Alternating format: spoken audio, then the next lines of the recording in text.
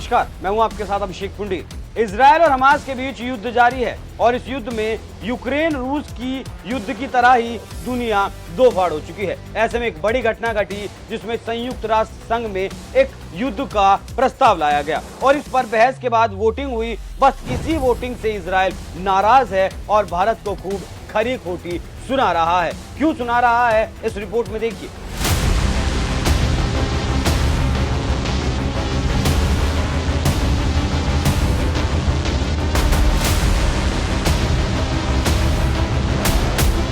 Israel और Hamas के बीच युद्ध को लेकर घमासान मचा है और इसे रुकवाने के लिए हाल ही में संयुक्त राष्ट्र महासभा में एक प्रस्ताव लाया गया था जिसमें इजरायल और हमास के बीच दुश्मनी को खत्म करने और तत्काल संघर्ष विराम का आह्वान किया गया था। भारत ने इस प्रस्ताव से दूरी बना ली थी, जिसके बाद अब इजरायल के प्रधानमंत्री बेंजामिन नेतन्याहू ने भारत के रुख पर सख्त टिप्पणी की है। सोमवार को उन्होंने कहा कि कोई भी सभ्य देश, जिसमें भारत भी शामिल है, इस तरह की बर्बरता को बर्दाश्त नहीं करेगा। इजरायली प्रधानमंत्री ने 27 अक्टूबर को संयुक्त राष्ट्र में लाए गए प्रस्ताव पर को गंभीर रूप से त्रुटिपूर्ण बताया। प्रस्ताव पर भारत जैसे मित्र देशों के रुख की आलोचना करते हुए नेतन्याहू ने कहा, मुझे लगता है कि उस प्रस्ताव में बहुत ज्यादा खामियां थी और मुझे ये देखकर दुख हुआ कि हमारे कई मित्र भी इस बात पर जोर नहीं दे रहे कि इजराइल में जो कुछ भी हुआ उसकी कड़ी निंदा होनी चाहिए थी। ये ऐसा था कि जिसे भारत जैसा कोई भी सभ्य देश बर्दाश्त नहीं कर सकता। इसलिए मुझे उम्मीद है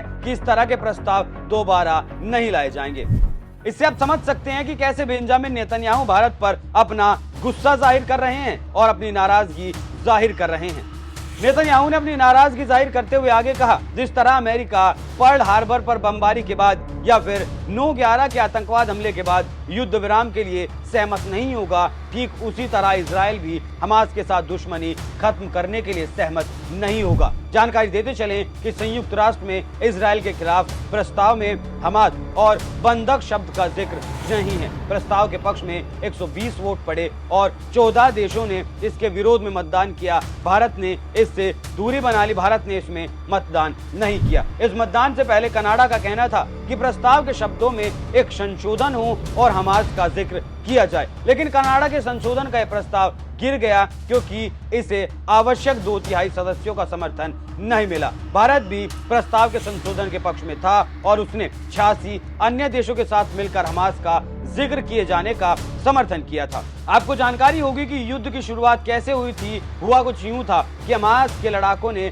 7 अक्टूबर को इजराइल पर हमला कर दिया था और कम से कम 1400 लोगों की हत्या कर दी और करीब 200 लोगों को बंधक बनाकर वो अपने साथ ले गया। जवाबी कार्रवाई में इजराइल हमास के नियंत्रण वाले गाजा शहर पर बड़े पैमाने पर हमले कर रहा है, जिसमें अब तक 8300 से ज्यादा लोगों के मौत होने की खबर सामने आई है और हजारों लोग घायल हैं। ऐसे में अब भारत के खिलाफ इजरायली पीएम का बयान देना एक तरह से राजनीतिक संकट पैदा कर देने वाला है। अब देखना ये होगा कि इस पर भारत का क्या रिएक्शन आता है। आप इस पूरी खबर पर क्या राय रखते हैं? अपनी राय हमें कमेंट कर जरूर बताएं। नमस्कार।